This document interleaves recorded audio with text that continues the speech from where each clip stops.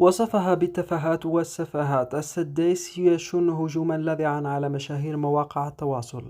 شن خطيب المسجد الحرام في مكة المكرمة عبد الرحمن السديس خلال خطبة الجمعة اليوم هجوما لاذعا على مشاهير مواقع التواصل الاجتماعي.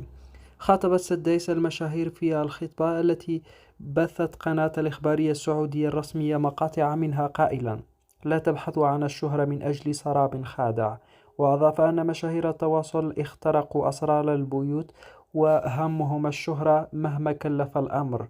صرح بأنه من المؤلم حقا أن نرى بعضهم يسعى إلى الشهرة سعيا حثيثا حتى أنه لا يرى في الدنيا شيئا غيرها، وربما تخلى عن قيمه ومبادئه وأخلاقه وعقيدته من أجل سراب خادع. حذر خطيب المسجد الحرام متابعي المشاهير قائلا: انتبهوا من تفاهات وسفهات وغثائيات مشاهير التواصل الاجتماعي. طالب السديس بوضع ضوابط وقوانين حازمة ورادعة لمشاهير التواصل الاجتماعي، فيما دعا الساسة والعلماء والدعاة ونخب الفكر والثقافة والإعلام للتحذير من الشهرة والمشاهير وحوكمة محتواهم صونا للقيم وحفظا للأخلاق والشيم.